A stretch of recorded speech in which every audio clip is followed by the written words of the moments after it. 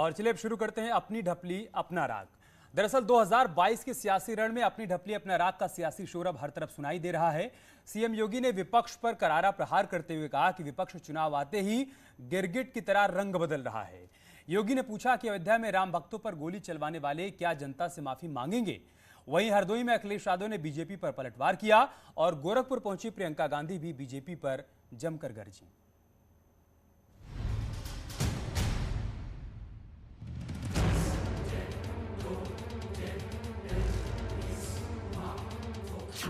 CM योगी एक तरफ सरकार की उपलब्धियां गिनवा रहे हैं तो दूसरी तरफ विपक्ष पर करारा प्रहार भी कर रहे हैं।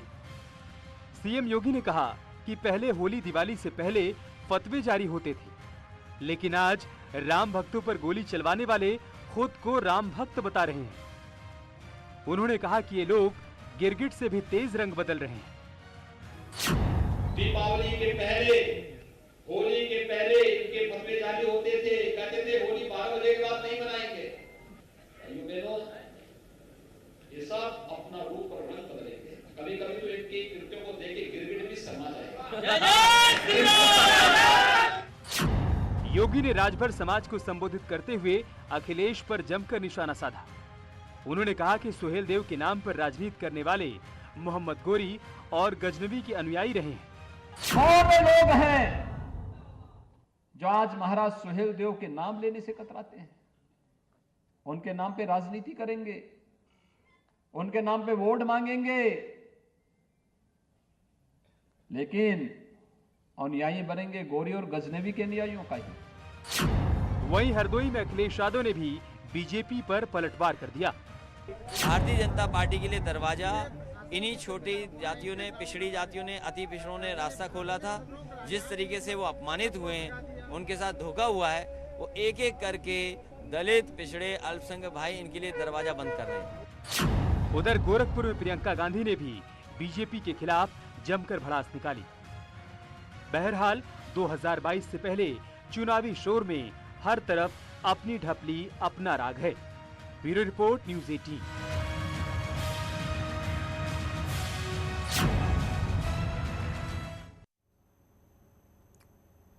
और इस मसले पर चर्चा करने के लिए हमारे साथ खास मेहमान भी जुड़ रहे हैं। हमारे साथ अभिषेक राय हैं, समाजवादी पार्टी के प्रवक्ता। इसके अलावा अभिषेक राज हमारे साथ कांग्रेस पार्टी के प्रवक्ता भी जुड़ रहे हैं। डॉक्टर कौशल कांत मिश्रा हमारे साथ जुड़ेंगे, भारतीय जनता पार्टी के प्रवक्ता हैं। और साथ ही साथ शशांक वाजपेयी जी हमारे साथ जुड़ चुके हैं, आप राजनीतिक विश्लेषक हैं। अभिषेक राय, मैं शुरुआत आपसे ही करूंगा। सीएम योगी ने सीधा हमला बोला है विपक्ष पर, यानी आप लोगों पर, कि आप गिरगिट की तरह रंग बदलते हैं, बल्कि आपके रंग को देखकर तो गिरगिट भी शर्मा जाए। देखिए, माननीय मुख्यमंत्री जी आत्ममुग्धता के शिकार हो गए। उन्हें ये नहीं पता कि वो क्या बोल रहे हैं। 4.5 साल अगर उन्होंने काम किया तो उन्हें ये सब कहने की जरूरत ही नहीं होती। साहब, आप अपने काम पे वोट मांगने का काम करो ना। 5 ऐसे काम माननीय मुख्यमंत्री जी नहीं गिना पाएंगे जिसपे उन्होंने जनता को बता दिया, जिसका उन्होंने शिलान्यास किया, उसका उद्घाटन किया। आज सबसे महंगी बिजली उत्तर प्रदेश में, उस पर माननीय मुख्यमंत्री जी कुछ नहीं बोलेंगे। आज सबसे ज्यादा जो महंगाई से आम जनता परेशान है, चाहे वो मध्यम वर्ग हो, चाहे निम्न वर्ग हो, चाहे कोई भी हो, किसी भी जाति का हो, सब लोग उससे परेशान है। उसकी बात नहीं करेंगे माननीय मुख्यमंत्री जी। आप बताएं, 2 फॉरेन इन्वेस्टमेंट मीट कराई और 2 फॉरेन इन्वेस्टमेंट मीट अभिषेक राय, ये तो आप लोग बोल ही रहे हैं।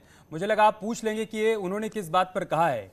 उन्होंने कहा है कि जो लोग राम भक्तों पर गोली चलवाया करते थे, आज वो राम नाम का जाप कर रहे हैं।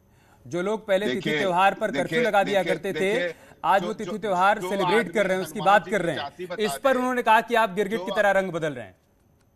मैं वही तो बोल रहा हूँ। जो आदमी हनुमान जी की जाति बताने का काम करे, उससे ये सब चीजें एक्सपेक्टेड है।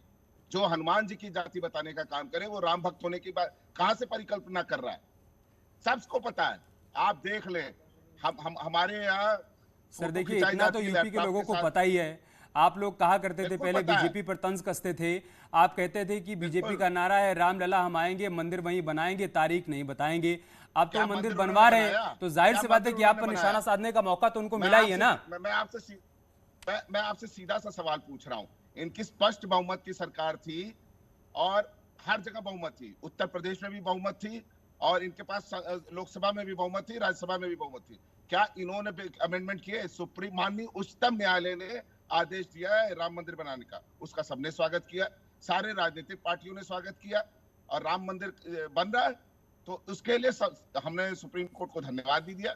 भाई, जो सुप्रीम कोर्ट ने आस्था में विश्वास किया, हम भी उस आस्था में विश्वास रखते हैं, पर लेकिन आप कामयाब नहीं हो पाए के नाम पे वोट मांगो, राम राज लाने वाले कौशलकांत मिश्रा जी, किसानों के ऊपर गाड़ी चला दोगे। ठीक है कौशलकांत मिश्रा जी, सीएम की बात पसंद नहीं आई अभिषेक राय को कि हम लोग गिरगिट की तरह रंग बदलते हैं। सही समझ में आ रहा है कि जो योगी जी ने कहा है कि गिरगिट की तरह रंग बदल रहे हैं, ये इनकी अपनी बातों को या इनके पुराने स्टेटमेंट को देख लिया जाए और अभी के स्टेटमेंट को देख लिया जाए तो ये बात बिल्कुल साफ जाहिर हो रही कि वो गिरगिट की तरह रंग बदल रहे हैं। ये जो गुंडागर्दी की सरकार चलती आई उत्तर प्रदेश में, उत्तर प्रदेश एक रक्त रंजित प्रदेश बन गया था जहाँ पे गुंडे रहते थे। आप देखिए कि जब से ये बुलडोजर वाली सरकार कहते हैं ये लोग ना, यहाँ बुलडोजर वाली सरकार है, ये उनके लिए बुलडोजर वाली सरकार है जो लोग अवैध कब्जा करते थे, जो लोग अपराधी थे। ये इसी तरह की सरकार रहेगी अपराधियों के लिए। आपका अपना चैनल है, वहां पे तो बुलडोजर नहीं चला, नोएडा में नहीं चला, क्योंकि आप लोग एक सही कानूनी व्यवस्था के फॉलोइंग करते हुए अपना व्यवस्था बनाई थी। लेकिन वो लोग, जो लोग आजम खान जैसे लोगों के समर्थक हैं, जो लोग अतीक अहमद जैसे लोगों के समर्थक हैं, मुख्तार अंसारी जैसे लोग समर्थक हैं, उन लोगों को बहुत कष्ट हो रहा है क्योंकि उनका अपना धंधा, अवैध कब्जा, गुंडागर्दी, ठीक है अभिषेक राय, जल्दी से जवाब दीजिए, फिर मैं कांग्रेस पार्टी के प्रवक्ता के पास जाऊंगा। अभिषेक राय जल्दी से। मैं ये चीज पूछना चाहता हूं अपने भाजपा के मित्र से, आपसे रिक्वेस्ट है, आपकी पार्टी में शायद सुनी जाती हो, हम तो मांगते मांगते थक गए हैं, आपसे रिक्वेस्ट है और इस चैनल के माध्यम से रिक्वेस्ट है, आप टॉप 10 माफियाओं की लिस्ट जारी कर दो, दूध का दूध और पानी का पानी हो जाएगा। आप एडीए की रिपोर्ट देख लो, आज 37% भाजपा के एमएलए और एमपीज के ऊपर 2 से ज्यादा आपराधिक मामला दर्ज है। सबको पता है गुंडे कहाँ हैं, क्यों नहीं आपने अपने कल दूरबीन, अरे सर, तो आपने अपने कार्यकाल में लिस्ट क्यों नहीं जारी कर दी? जब आप सरकार में थे लिस्ट जारी करके कार्रवाई करते ना, आपने नहीं किया ना, वो मौका आपने खो दिया, तो कम से कम आप उनसे ही अपेक्षा मत रखिए ना। Let me complete. अरे कंप्लीट में ये भी कंप्लीट करिए ना कि आपने 5 साल में वो लिस्ट क्यों नहीं जारी कर दिया आज जो आप मांग कर रहे हैं। भाई हम तो आज ही मांग कर रहे हैं ना, पूछना चाहूंगा, जब आपके पास मौका था तब तो आपने जारी नहीं किया, आज आप मांग कर रहे हैं। अभिषेक राज, मैं कांग्रेस पार्टी के पास जाऊंगा, ठीक है मैं आऊंगा आप लोगों के पास। अभिषेक राज, ये निशाना आप लोगों पर भी है। आज प्रियंका गांधी गोरखपुर में कह रही है कि हमें कहीं विकास नजर ही नहीं आ रहा है, जबकि उनका ये कहना है योगी जी का कि आपने तो राम के अस्तित्व को ही नकार दिया था, और आज आप यूपी में आकर मंदिर मंदिर घूम रहे हैं। देखिए ऐसा है कि मंदिर पे किसी का कॉपीराइट नहीं है, किसी से इजाज़त लेने की हमें आवश्यकता नहीं है कहीं भी जाने के लिए। आस्था का विषय है धर्म, और उसका राजनीतिकरण जो है वो भारतीय जनता पार्टी अच्छे से करना जानती है, क्योंकि ये बात सच है कि 4.5 वर्षों में उत्तर प्रदेश में और 7 वर्ष में देश में जब से इनकी सरकार आई है, कोई विकास के कार्य नहीं हुए हैं, तो इनके पास बात करने के लिए कुछ नहीं है। गृह मंत्री अमित शाह आते हैं, उपलब्धियां गिना के चले जाते हैं, मगर वो उपलब्धियां कहीं ज़मीन पर नहीं है। अपराधियों के हौसले उत्तर प्रदेश में लगातार निरंतर बुलंद होते हुए चले जा रहे हैं, और इनके पार्टी के ही लोग जो हैं वो अपराध में लिप्त हैं।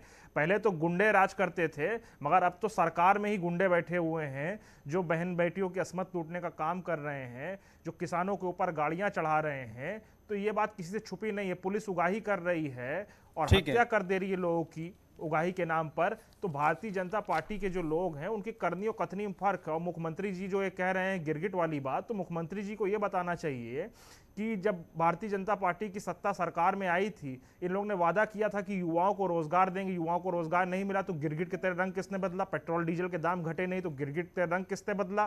किसानों की आय दुगनी होगी, वो भी नहीं। कौशलकांत जी जल्दी से जवाब दीजिए, फिर मैं शशांक जी के पास बीजेपी को बताना चाहिए। कौशलकांत जी, बेरोजगार हैं उनको कभी बेरोजगार नहीं मिल सकता। कांग्रेस के लिए यही जवाब चाहिए। ये लोग अब इस राजनीति के थ्रू अपने रोजगार की तलाश कर रहे हैं, इसलिए उन्हें प्रदेश में बेरोजगारी नजर आ रही है। अगर हम रोजगार का आंकड़ा बनाने लगेंगे तो ये पूरा प्रोग्राम खत्म हो जाएगा। और जो काम की बात कर रहे हैं गोरखपुर में, जहाँ पे प्रियंका जी ने बोला है, वो गोरखपुर था, वहाँ पे शशांक जी क्या विपक्ष ने मौका दिया है क्या बीजेपी को कि पहले जिस राम से दूरी बनाया करते थे आज उसी राम के नाम का जाप कर रहे हैं? इस वजह से बीजेपी को और सीएम को कहना पड़ रहा है कि ये तो गिरगिट की तरह रंग बदल रहे हैं। जल्दी से शशांक जी। देखिए आज हमारा जो भारत देश है, भारत धर्म प्रधान देश है, और धर्म प्रधान देश के अंदर हर सरकार में हर व्यक्ति धर्म की आजादी प्राप्त होती है। आज की स्थिति को अगर हम देखें तो निश्चित रूप से ये बात कहा जा सकता है, अयोध्या का विकास हो, चाहे मथुरा का विकास हो, चाहे बनारस का विकास हो, चाहे किसी भी धर्म नगरी का विकास हो देश के अंदर, उसमें योगी सरकार की या भारतीय जनता पार्टी सरकार की और सरकार की अपेक्षा अच्छी भूमिका रही है। इस बात को जनता ने सराहा है। ठीक है सर, मैं माफी के साथ आपको रोक रहा हूँ, समय हमारे पास इतना ही था। बहुत शुक्रिया आप सभी का हमारे साथ जुड़ने के लिए और इस चर्चा का हिस्सा बनने के लिए, बहुत बहुत शुक्रिया। और बात करते हैं मिशन साहस की। न्यूज़ 18 की खास मुहिम मिशन साहस के जरिए स्टार्टअप को आगे बढ़ाने के बेहतरीन टिप्स साझा करेंगे बड़ाबिजनेस.com के सीईओ डॉक्टर विवेक बिंद्रा।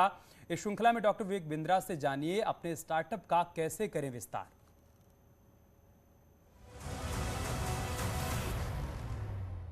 नमस्कार, मैं Vivek Bindra, founder and CEO बड़ाबिजनेस.com। आज के एपिसोड में चर्चा करेंगे how do I grow my startup, startup को बड़ा कैसे करूं।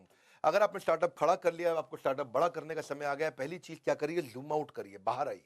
बाहर आकर के देखिए कि जो आपकी टीम है उसमें आप 3 टी चेक करिए, टेक्नोलॉजी, टीम और ट्रेनिंग।